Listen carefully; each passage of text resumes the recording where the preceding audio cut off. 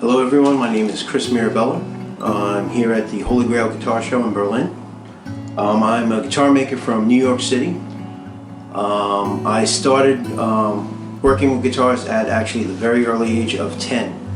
I started an apprenticeship.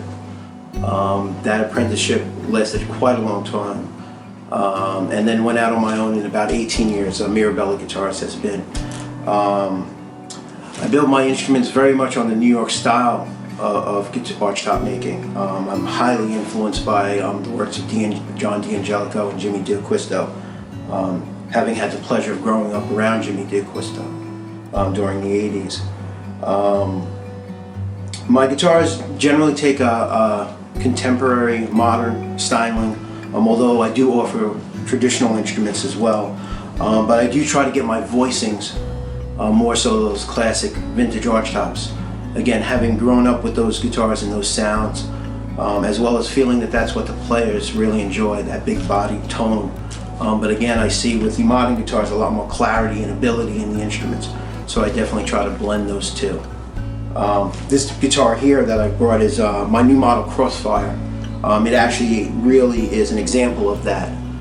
It's a modern instrument in its styling, and also its ability, the clarity of the strings on the board consistently through the board, but it still uses some very traditional construction, and in that construction it gives it a very large voice, a very nice bottom end response, very traditional big bodied sound that I think a lot of the guys look for in their archtops.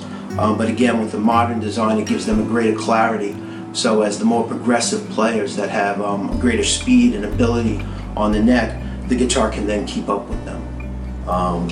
It's made out of European maple, neck, back and sides. The top is spruce. Appointments are ebony, with northern quilt maple as the binding. It actually has 24 frets. And a secondary pickguard. It actually has a jack on its end pin and a small jack on the interior that the player can access through the sound hole, and he can change from his acoustic pickguard to an electric pickguard by just removing these two screws. So it's very easy for the player to have a fully acoustic instrument as well as having a fully electrical instrument in a matter of just moments. I use the wedge bridge. It's a design that Jimmy D'Acquisto first used in the early 90s. And I find that it is very effective in getting the attack and the initial sound from the string as the player hits the note to the top, making the top far more responsive. It is very, very adjustable. Some think because it doesn't have the ability of the thumb wheels that it doesn't adjust as much, but when properly set up, it gives you a fair range of adjustability for the player. I want to thank everyone, and especially Vintage and Rare, for taking this opportunity to let me explain my instrument. I thank everyone who's interested in my guitars, and I wish that everyone might visit the website, take a look at the instruments, and please feel free to call if you have any questions.